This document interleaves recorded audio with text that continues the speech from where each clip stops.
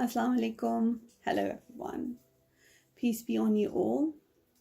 I pray that you're all blessed with good health and lots of happiness. Ameen. Welcome back to Naila'z journey.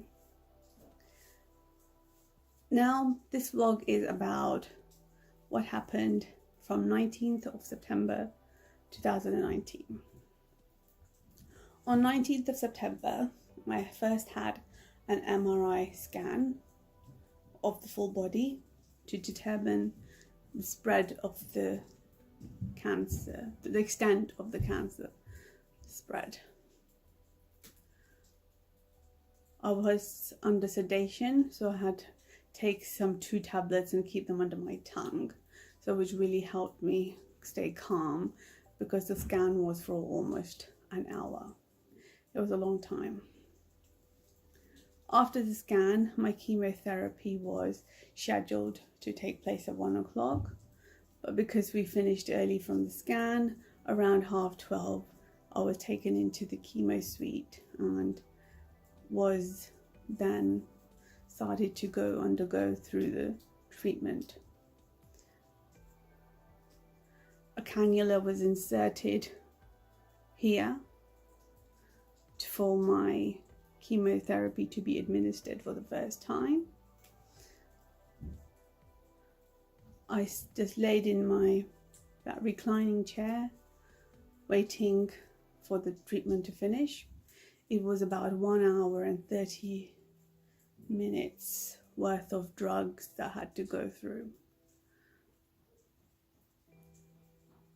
95% of the treatment was nearly complete when I started to shiver.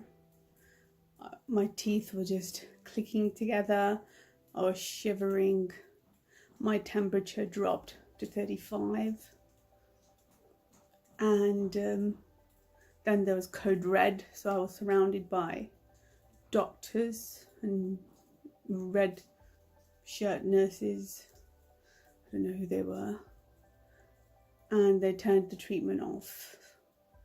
I was taken to a ward where I was administered with antibiotics.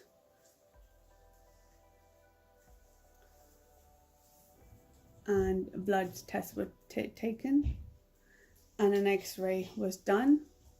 My breathing saturation levels had also dropped to 80s. Just like basically under 90s. I'm always under 90s. So they got worried and they put me on oxygen at 15 litre. I don't know if it's for 15 litre per minute or how they were giving it to me, but it's 15 litre oxygen they placed me on. They rang my oncologist and explained to the oncologist that maybe I will, due to the fluid in my lungs, I'm having this more difficulty breathing as well. And that maybe there is time that fluid is drained from my lung again to ease with the breathing. The oncologist agreed and I was being transferred to Watford General Hospital. In the meantime, while everything was being prepared for me, another cannula was inserted here. As you can see, I can't turn it, to help the Watford A&E in administering whatever further they need to do, because this cannula from the original chemotherapy was no longer working anymore. It was a very painful, this one. There was I don't know if he was a doctor or a surgeon, I don't know who he was. He sat there for almost half an hour trying to fiddle with my wrist and to insert a cannula, and it was horrendous. I wasn't fully awake or conscious, but I could feel the pain. I could him tapping my wrist and feeling the pain. Once I was taken into the ambulance and moved to Watford A&E, I had to go through the same process again of having another cannula inserted. It took around about 3 hours for a nurse and 2 doctors to find a suitable vein to insert a new cannula, because this cannula and that cannula both were redundant. They were not taking in anything. Instead of removing the 2 cannulas that were not working, they kept them in place and started poking me around here and put in a 3rd cannula in there. So at one time, on the same day, I had 1 cannula, 1, 2, 3. My arm, which was trying to get its strength built up again, had gone so weak all over again. Excuse me. I was then moved to a ward because I had an infection, a reaction from the chemotherapy, so I had to be kept in isolation, so I was not in a ward with so many other patients. I had a side room for myself, and I can tell you that was the worst thing that ever happened for me at that hospital. I was put in a room on my own, and it was night after 10 o'clock. And I had to go through a horrible night. From about 11 onwards, I started shivering. I was feeling extremely cold. I had to keep ringing the nurse bell, and I had 5 blankets. They gave me a radiator, which didn't work. They kept changing it over to a different plug, and then it still wouldn't work. I was freezing, I was sweating, shivering. And then they started to check my temperature, and my temperature was dropping below 36. And then they shoot it up to 39 throughout. And they gave me antibiotics, and they put some other drip on. I don't know what that was. Throughout the night, I felt so scared.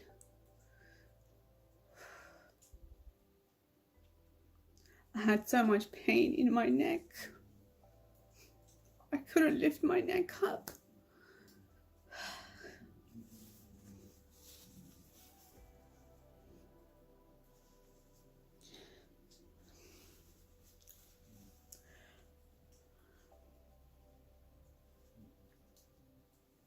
Usually my husband is always with me, so I am in control and I feel in control.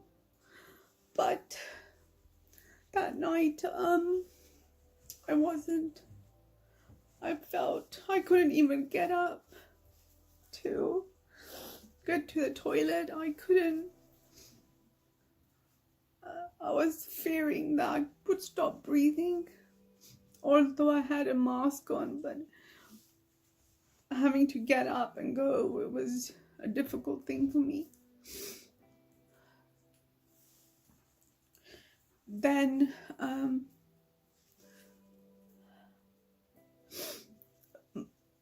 asked for morphine, because this is what I take in between my pain medicines, that I can take morphine oral, liquid, whenever I need it. So I was in a lot of pain. I'm also taking naproxen for my pain, and I asked for those medicines, and it took almost 45 minutes for a nurse to give me morphine that I had requested ages ago. I never got the naproxen. The night I couldn't sleep all night.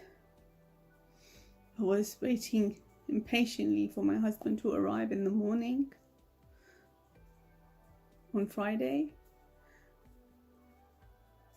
He arrived and I felt more comfortable because then he was able to look after me and provide me the care that I needed.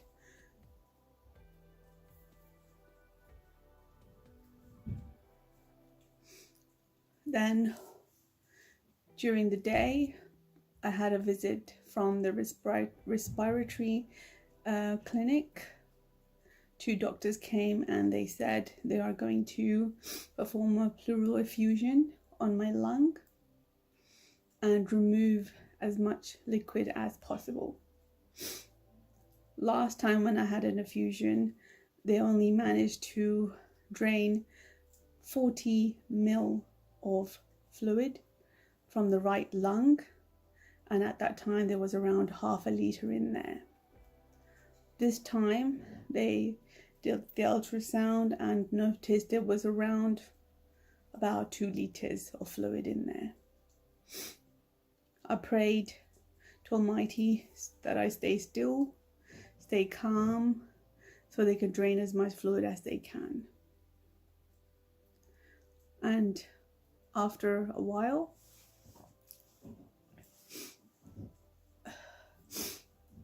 after tapping into the back of my back where they needed to insert the needle, they had to insert the needle 2-3 times in there to be in the right position, and managed to drain out around 900 milliliter of fluid. And then I started to feel uncomfortable, and I said I need to stop because I think I'm going to start coughing, and I may risk puncturing my lung. And they said, just hold on, just need to take 100 more. And I was able to hold on for the 100, for the full 1 litre to be removed, alhamdulillah. And I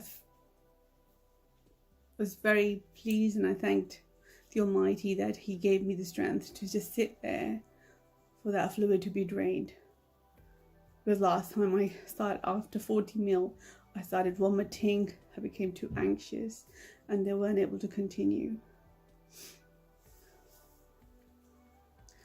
So after they performed the procedure, they said they will send the results of fluid for a test to check if there was an infection in the lungs as well, which may have caused me to have a fever, and the reaction that I might have had, which they think maybe or may not have been from the chemotherapy. So after that time, later on I was moved to an Aldenham ward, which I originally was a few weeks back. And again, I was given a side room because my infection markers in the blood test were still high. So I was still infected. I still had an infection and I needed to be separate. I was given a room opposite the nurse's station.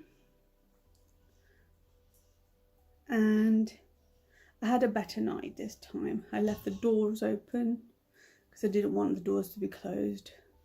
I had a window opened. My temperature was getting better. And I was feeling a bit more in control because of the pep talk I got from my husband. I managed to get some good sleep, but then at some point during the night I started to feel cold again, so I got socks on again and an extra blanket. But what I did struggle was with breathing. I was having so much cough throughout the night that my sleep was disturbed somewhat, and I had to keep